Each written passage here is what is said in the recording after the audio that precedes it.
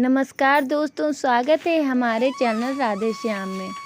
आज की वीडियो में हम जानेंगे रामनवमी के दिन प्रभु श्री रामचंद्र जी का पूजन कैसे किया जाता है। देखिए, रामनवमी भगवान श्री रामचंद्र जी का जन्म दिवस के रूप में मनाई जाती है। शास्त्रों के अनुसार इस दिन भगवान श्री रामचंद्र जी का जन्म हुआ था।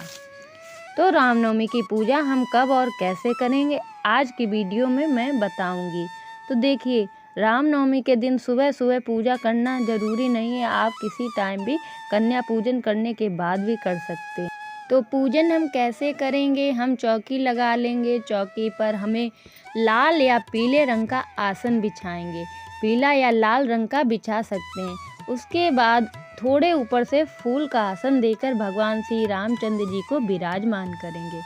तो रामचंद्र जी की फ़ोटो या मूर्ति जो भी आपके पास है विराजमान करें।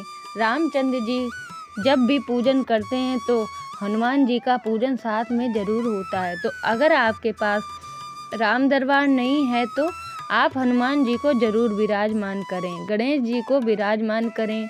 इस तरह से चौकी लगा लें। अब चौकी लगाकर हाथ जोड़कर प्रभु रामचंद्र जी से प्रार्थना करेंगे, अगर पूजा में कोई गलती हो तो क्षमा करें और मेरी पूजा को स्वीकार करें। इस तरह से पूजा का संकल्प करके फिर हम सभी को जल के छींटे लगाकर स्नान करा देंगे। उसके बाद हम दीपक जलाएंगे। तो देखिए, रामनवमी है, आप चाहें तो 5, 11, 21 कितने भी दीपक जला सकते हैं और आप चाहें तो एक ही दीपक पूजन कर सकते हैं। तो यहाँ पर हम देसी घी का दीपक जला लेंगे। मैं यहाँ पर एक ही दीपक जला रही हूँ, आप अपनी इच्छा के अनुसार कितने भी दीपक जला सकते हैं।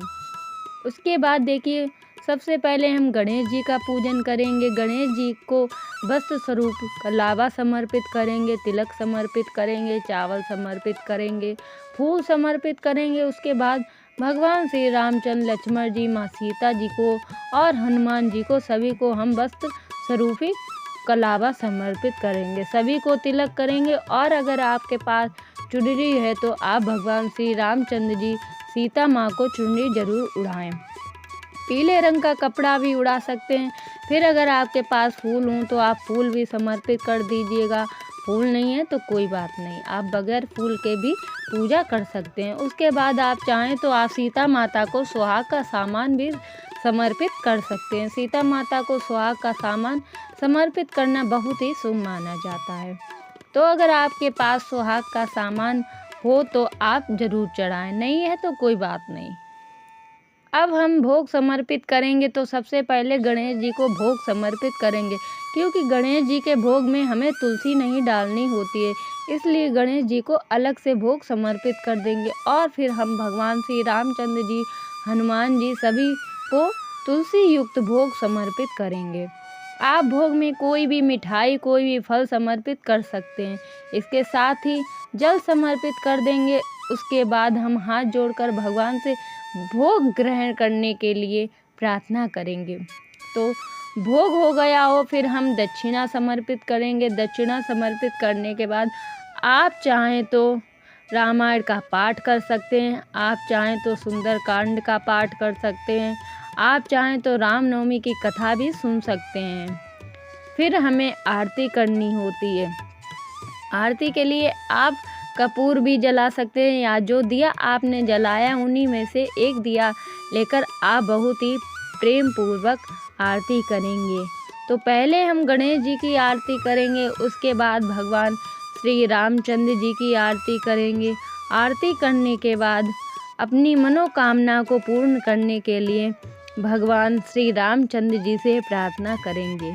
इस तरह से बहुत सरल तरीके से पूजा हो जाएगी।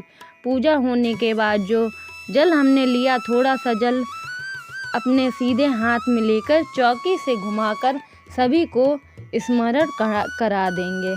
2 बार इस तरह से स्मरण करा देंगे। पूजा पूर्ण हो गई हो तो आप जल उठा लें और जल के लोटे को सूर्य देवता को अर्घ दे दें। जो भी भोग प्रसाद हमने चढ़ाया है वह हम घर के सभी सदस्यों को प्रसाद के रूप में बांट देंगे। तो यह थी रामनवमी की सरल पूजा विधि। कहते हैं, राम नाम की लूट है, लूट सके तो लूट, बाद में पछताएगा जब प्राण जाएंगे छूट। जय सिया राम, जय राधे श्याम। तो फ्रेंड्स, आपको ये वीडियो कैसा लगा कमेंट करके ज़रूर बताएं। साथ ही हमारे चैनल को सब्सक्राइब करना ना भूलें।